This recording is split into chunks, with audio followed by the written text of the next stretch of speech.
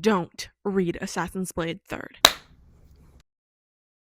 Hey guys, welcome back to my channel. For those of you who don't know, my name is Faith, and thank you so much for watching. Today, we're gonna go over the reading order for Throne of Glass. And don't worry, this will be completely spoiler-free. One of the biggest decisions you need to make before you read Throne of Glass is the order that you're going to read it in. There are 3 different orders that people read it in. The first one would be reading Assassin's Blade, then Throne of Glass, then Crown of Midnight, and then Heir of Fire. Another way would be Throne of Glass, Crown of Midnight, and then Assassin's Blade, and then Heir of Fire. The other way people read it is Throne of Glass, Crown of Midnight, Heir of Fire, and then Assassin's Blade. I read Assassin's Blade 3rd, and I regret it so much. I genuinely cannot think of one singular reason why you would read it 3rd other than that was the publishing order for the books. And listen, I am always, the first time you watch or read something, you need to do it in publishing order. So when I tell you shouldn't do that with this series, you should listen to me. So I'm going to go over each reason and why you should or shouldn't read it like that. In my opinion, there was a pretty big shift of what the plot would be after Crown of Midnight. So sticking Assassin's Blade there and separating Crown of Midnight and Heir of Fire really pulled me out of the story. And I struggled with both Assassin's Blade and Heir of Fire. They're both in the bottom half of my ranking of the series. And the majority of rankings that I see for the series, people put both of those books in their top half. And I genuinely think me reading them 3rd is why I didn't like them as much as I did. The reason I read it 3rd was because at the time that I started the series, Sarah J. Maas had recently updated her website and she gave us her recommended reading order for the series, and she had Assassin's Blade 3rd. And I actually went back and checked that recently, and she changed it to 4th.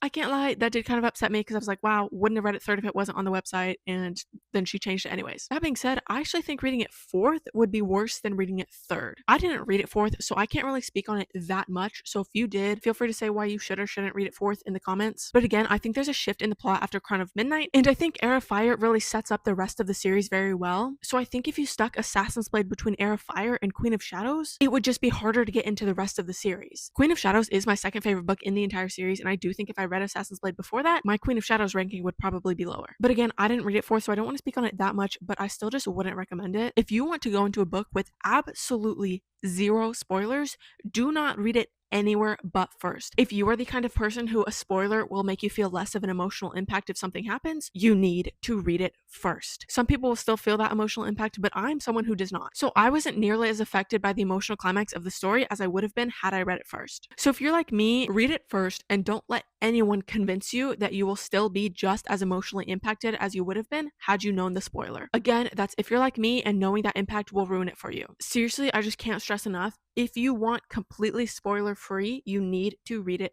1st. The big spoiler is not something that you can miss at all. It's not just a brief little sentence that if you don't read into, you won't be spoiled. It is said in the 1st chapter of Throne of Glass. It is said multiple times throughout that book and Crown of Midnight and Heir of Fire, and pretty much every single book in the entire series. Again, I read it 3rd and I hated it. I genuinely would not recommend reading it 3rd to anybody. My mom waited for me to read it to see where she should read it. After I read it 3rd, I told her not to do that, and she read it 1st and she loved it. Even if you don't mind spoilers, I would still recommend reading it 1st because, like I said, I cannot think of a single reason why you would read it 3rd or 4th. That is Assassin's Blade, but the other decision people need to make when reading this book is whether to do the tandem read or not. I did the tandem read and I highly recommend it. The reading order for the last 3 books is Empire of Storm, Tower of Dawn, and Kingdom of Ash. Empire of Storm and Tower of Dawn take place at the exact same time, and with the ending of Empire of Storms, you will want to read Kingdom of Ash immediately after. Personally, I did like Tower of Dawn and the characters in it. That being said, if you don't do the tandem read and you read Empire of Storms and then you pick up Tower of Dawn and see who it's about, you might be inclined to skip Tower of Dawn, which you absolutely should not do. Tower of Dawn is very important to read before Kingdom of Ash. But if you do read it and you don't like the character, you might find yourself struggling to get through it. So again, I highly